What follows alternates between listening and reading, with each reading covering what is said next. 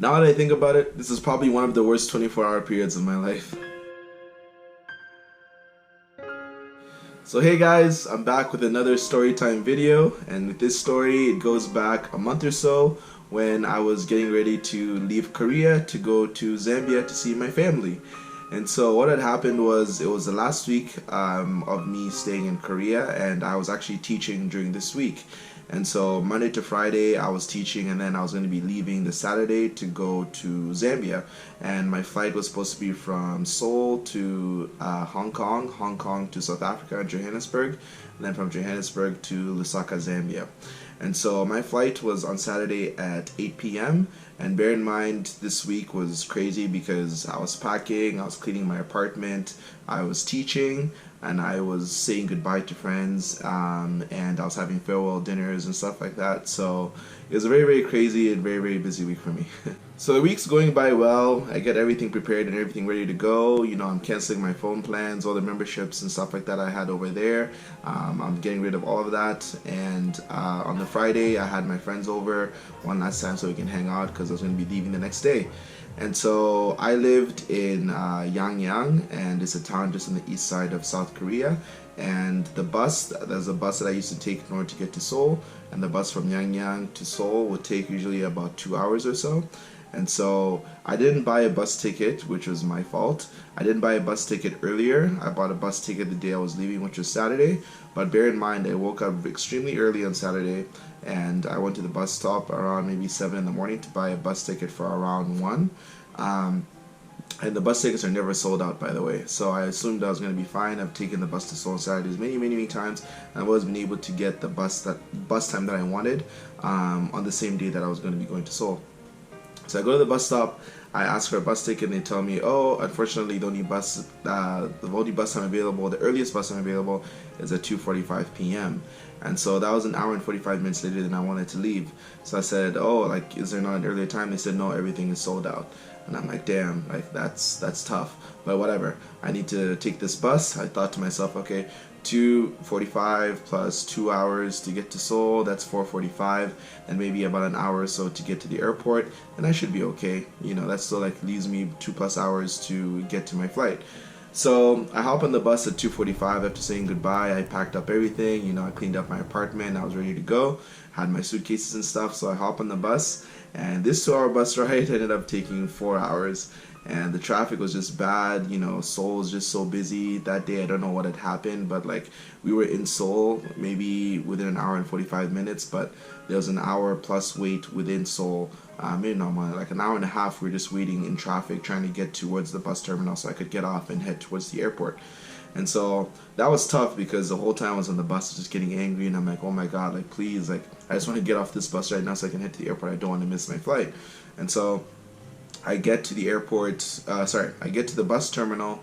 I think this is probably around 6-ish. And so I had about an hour or so to get to the airport, which is pretty late. I'm already 2 hours to my flight time, and I'm not even at the airport yet. So, you know, taking public transportation is going to take too long if I took a bus to the airport or I took the metro. There's ways to get there that way, but I said, no, I'm actually going to pay for a taxi to get to the airport as quickly as possible. So the taxi, also the traffic and stuff, it takes more than an hour to get to the airport, and so I get to the airport maybe 20 minutes before my flight, and I'm really upset, and obviously I missed my flight. And so I paid for a taxi. I tried my best. You know, I should have bought a ticket earlier to go to the airport. I should have bought it earlier in the week, but like I said, I was busy closing and busy with all those other things, farewells and stuff like that. So it just slipped my mind, and this has never happened to me before, where I was not able to get the bus time ticket that I wanted. But whatever, tough luck. So I'm at the airport, and so I'm like, what do I do now? You know, I missed my flight, and so I go to the service desk. I was flying with Asiana Airlines from South Korea to Hong Kong, and so I went to the Asiana Airlines desk and I talked to them saying, hey, you know what, I missed my flight, I'm so sorry, blah blah blah, I got stuck in traffic, like what can I do? And so I gave her my passport. She looked it up, and then she said, well, where's your final destination? I said, my final destination is in Lusaka, Zambia. And so she said, well, unfortunately, you're not using Asiana Airlines all the way to Lusaka, Zambia, so you're going to have to contact South African Airways, which is what I was using to get to Zambia. Asiana Airlines is only from South Korea to Hong Kong, so I had to contact South African Airways. So I'm like, okay, is there South African Airways help desk here in the airport? They said, no, unfortunately there's not, so you're gonna have to call them. I'm like, okay. Alright, so I don't have a phone. Well, I had a phone, it's just that I canceled my subscription or my service because I wasn't going to be living in the country anymore. And so I'm like, okay, I'm not going to go around the airport asking someone, can I use your phone, and call 1-800 numbers and be in the phone for God knows how long. And so I found out, asked, is there a payphone? So there was a payphone. So I went to the payphone, and the payphone kind of has this card. It's called like a T-Money card you can use. So in Canada, like kind of like a Presto card you can put onto your phone. And so I was like, okay. So I went and put some money in my T-Money card, and then I called Expedia. Expedia is a flight that the website I used to book my flight. Call Expedia. Hey Expedia, this is what happened, blah blah blah. I'm at the airport right now. I missed my flight. What can I do? I'm trying to get to Zambia as soon as possible.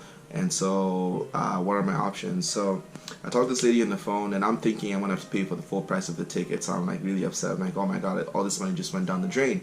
And so she says, oh no, you can just pay like $150 rescheduling fee and whatever, and we can put you in the next flight. I'm like, wow, that's great. And so bear in mind, like this conversation that I had with the representative for Expedia, we're on the phone for at least 6-7 minutes until she finally told me this. And so she's like, yeah, I can reschedule you for tomorrow, and then the line cuts. So I ran out of money on my card. I'm like, oh no. So what do I do again? I go and I get more money and put more money on my T-Money card, and I go and I use the payphone. And so when I use the payphone again, I call, and I'm not speaking to the same person, so I have to repeat everything again. I tell them, hey, I'm at the airport, and blah blah blah blah. I need to go to Zambia. And so the second person does the exact same thing. They check the policy and all that stuff and make sure that they're in accordance with what they're supposed to be doing. And so the guy says to me, oh, hold on, let me put you on hold, let me just do a couple things here and there, and I'll be right back with you. And then while I'm on hold, the line cuts, and I'm like, oh my god, it's the second time. It's not because it's not because I didn't have money on my card. It just happened to cut for whatever reason. And so then I obviously try a third time. And so when I called them, because I put in the itinerary number 3 times, it took me straight to a supervisor. So after dialing in the itinerary number, I talked to the supervisor and explained everything again. And so he does the exact same process. I've gone through this process for the 3rd time now.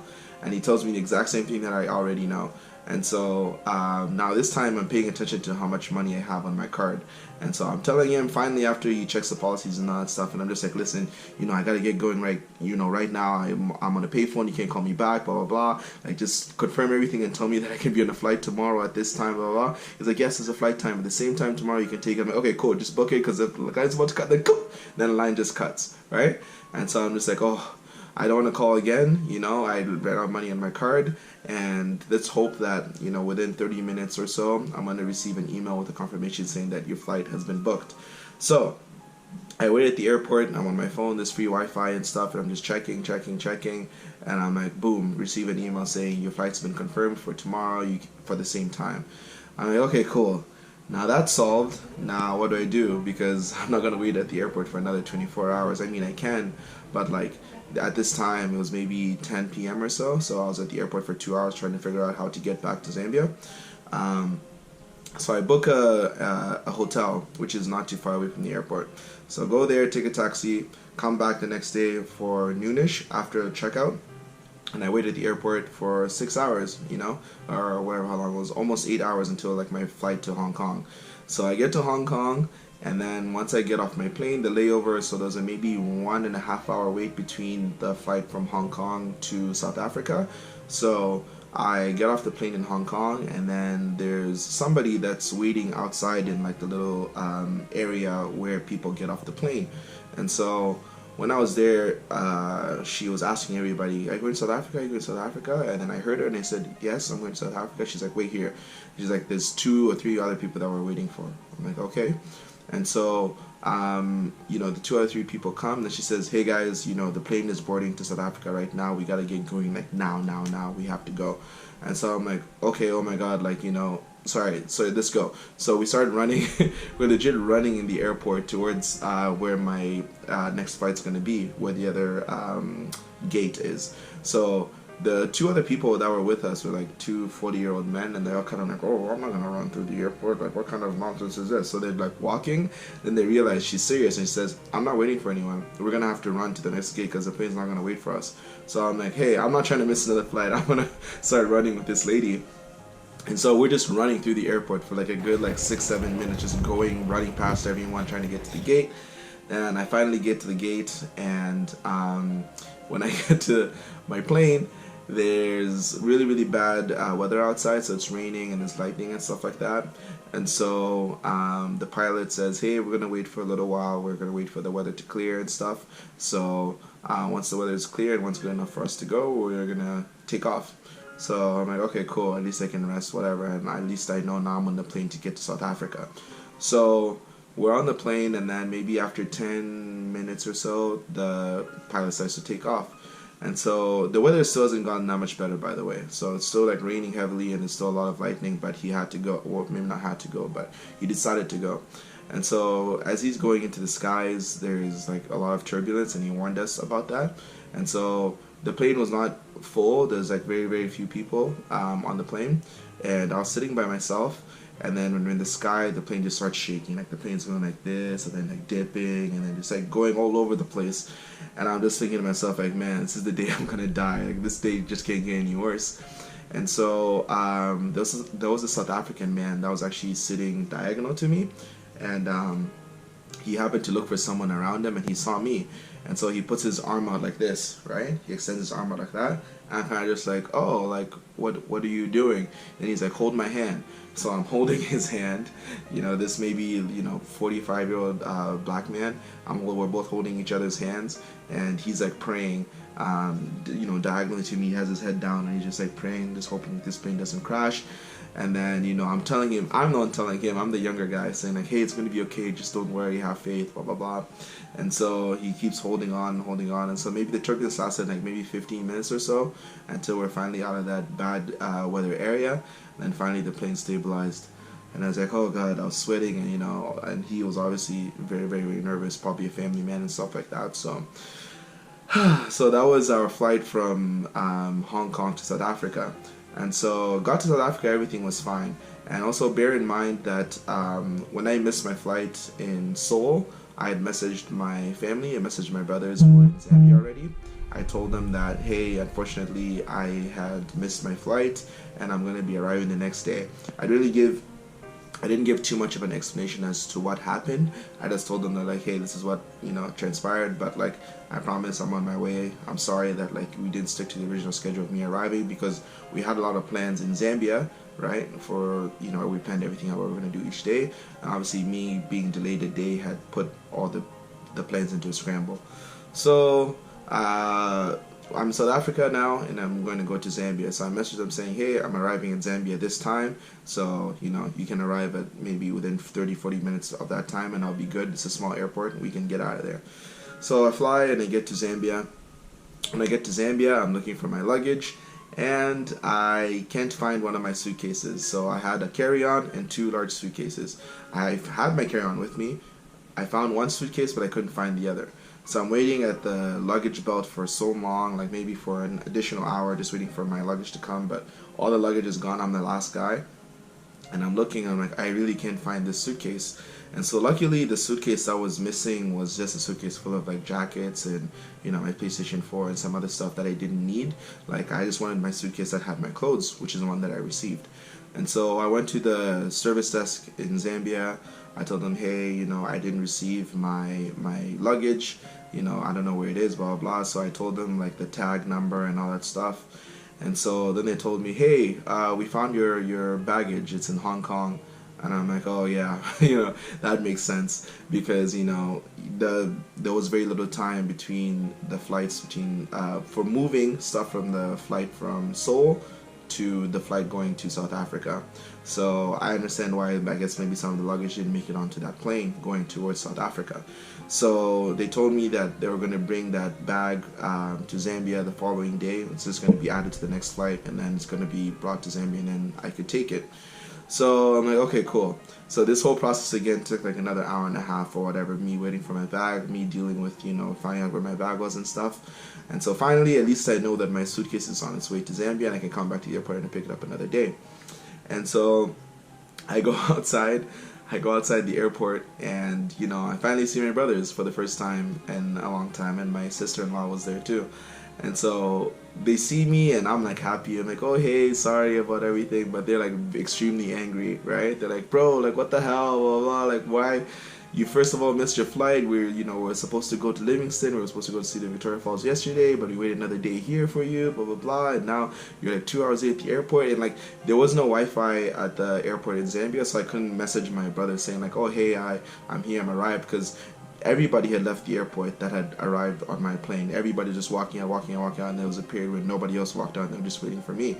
And so I was all happy and stuff, and they were just super angry because they just had waited for more than 24 hours for me to arrive. So yeah, that was my 24-hour experience from leaving Korea. And it's kind of like crazy because like I had such a good time over there, and like who knew that I'd have such a rough time leaving. But yeah, that's my story time. I hope you enjoyed it. And yeah, it definitely was a nightmare of a 24-hour experience. But, we're back to normal days. Things are looking good. Anyways, stay dreamy, stay chasing. I'll see you later. Bye-bye.